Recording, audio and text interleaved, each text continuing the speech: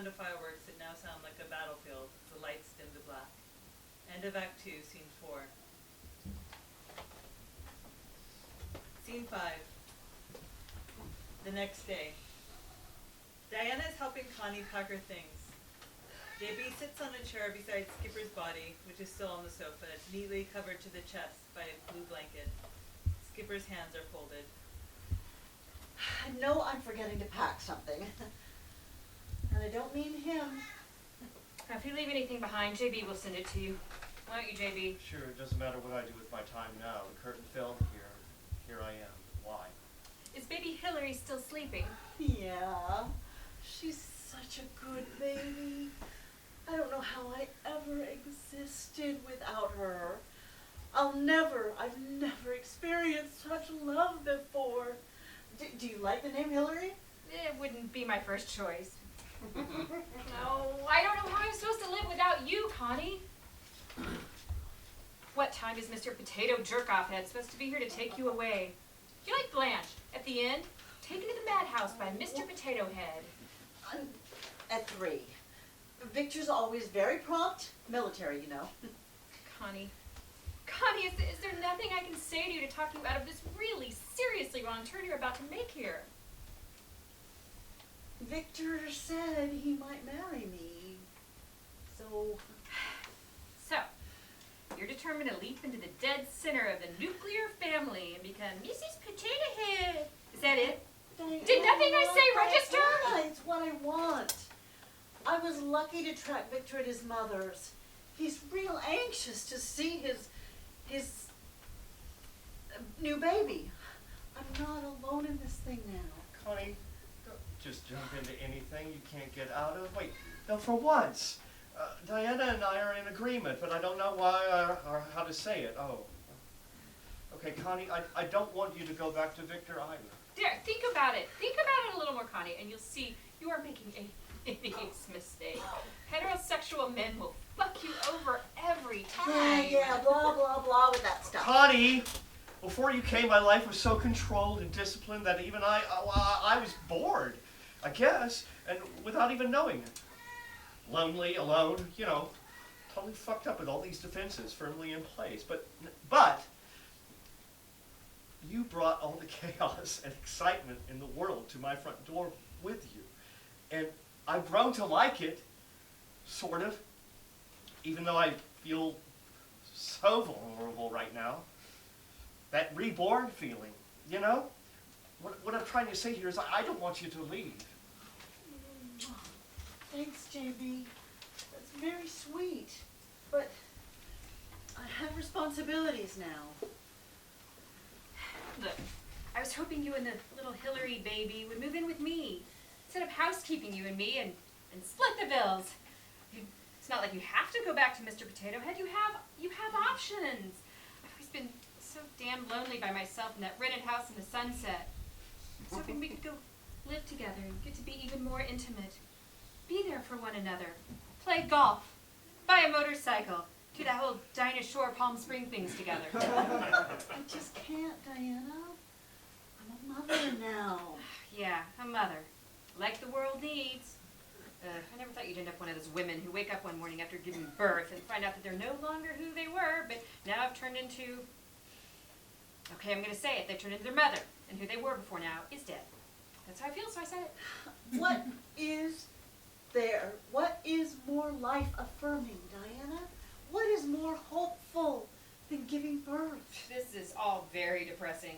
I come back here last night expecting to eat a wonderful Indian dinner, and instead I discovered that Skipper smoked his last Marlboro and JB's flipped out of his skull. I'm not flipped out. I'm just flipped out, sort of. You've had Skipper's dead body lying there on your sofa for over 24 hours and you won't let us call anybody. That's what I'd call flipped out, I pal. told you I intend to call somebody, but I don't intend to do it right now. I only just found Skipper. I can't give him up so quickly. I won't. He's mine, and I'm not going to give him up. JB, I'm sure you're aware. Skipper's gonna start to smell pretty soon. I don't care. I'm not going to let go of the one beautiful thing that's happened in my life. I have to hold on for a little while longer. No, JB, you're wrong. sometimes you have to relinquish things, let go, and move forward toward whatever it is out there that's waiting for you. That's what I'm doing. Moving forward. I believe what you're moving toward is something criminal here, JB. You're that thing turning stiff in your bed. From outside is the sound of a car horn. Oh, it's Victor. Let me go get Hillary. She exits to the bedroom and returns with the baby wrapped in a blanket. JB, if you don't call the corner by tonight, I'm going to have to call myself. I can't be part of this Edgar Allan Poe crap. Guess this is it, you two. If you're ever in Cincinnati.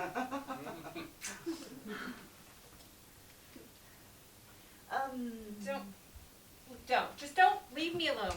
Don't go, honey, please. I'll do something desperate. I'll always be grateful for your help in delivering my baby. Sure, don't mention it, but I mean it. If you go away, I'll do something. JB.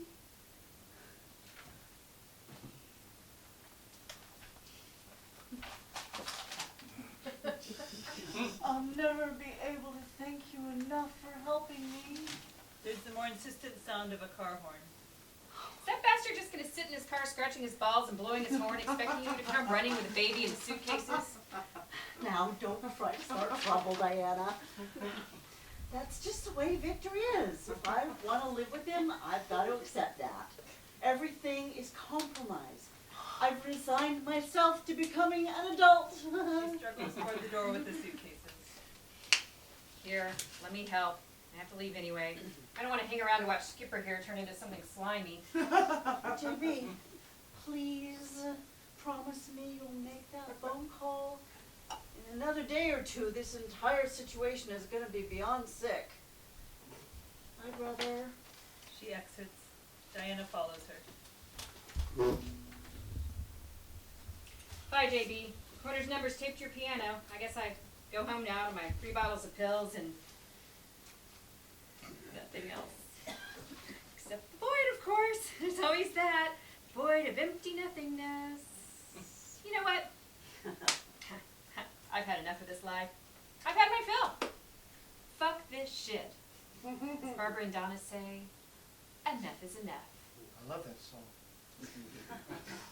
Disco is... Shut up! Oh my god, I'm tired of living and I've never been afraid of dying. It's always best to quit while you're ahead, and I've had enough. Life doesn't always have to win. A slide. The words Molly Bloom's cunt, yes, yes, yes, appear on the wall. But before I go, JB, I have something to say. I've always had to lie to my television audience. There's no need to lie anymore, JB. I am going to make my last broadcast, and you're going to be my audience. Oh, really, Diana? And just why are you? You don't have to. You know, please, don't talk to me about women's private parts or use the C word. That's so dirty. Hello. My name is Diana Wood, and I'm here today to share the truth about me with all of you. I love women. I always have. I love their breasts, I love their major and minor lips, and I love their vaginas. Some of my sisters in the movement, they don't approve of this. They believe women like me are spoiling the women's movement. They think I go too far. They think women physically loving each other is evil and sick. All they want to do is hate men and take the power. Well, I secretly don't hate men. My sisters don't approve of this either, but I also love the penis. Black, Puerto Rican, Jewish, Indian, whatever. Especially Indian. But now, I have to sign off. Because I'm going to jog home and kill myself. For absolute fucking real this time. No playing around. Here's my final words. I only hope that I am the last hysterical, tortured, gay woman that you ever hear from. Bob Dylan is correct. The times, they are a-changin'. Now, there's a man I do in a second. But I digress. I'm signing off now, and I'm leaving you with one thought. Some 60s hippie advice. Never, ever buy processed food. Or other people's processed, repressive ideas about who you're allowed to fuck! Diana exits. JB stands on stage alone for a few seconds, looking out the window. My mouth is dry.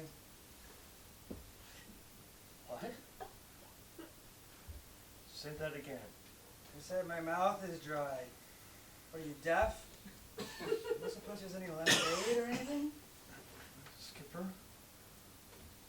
you alive, or is this howdy-doody time? I'd love some tangerine juice. Screwdriver would be even nicer. No? Well, Skipper, I'm afraid if I turn around, I'll find you dead. Keep talking. I need a cigarette and a stiff drink. Skipper. You're alive. Actually, I must have gone into one of my little comas. They used to scare the hell out of Wolf. He was always trying to bury me after one of my comas when we were in Martinez. Have you wine, JB? Actually, a Fume Blanc would be ideal right now, proper temperature. You can have anything you want now because I thought I'd lost you recently. And then it was then, I love you, Skipper. More than I even thought possible. I can have anything. I call the shots. Just name it. Well, then climb under here with me, and then you roll over and play dead and bite the sheets for a change. Actually, I'd like nothing better. I guess I have an hour or two left. If that long. Poor me. So we might as well. Skipper, stop. I hate to ruin the mood, but you've got this whiny, self-pitying streak, you know. No, actually I didn't know, and fuck you, JB. You've got this world picks on me, my streak. You're like Jack Nicholson got, you know? Oh, I detest Jack Nicholson's swaggering cock. I know, I do too. But if you could just change your attitude.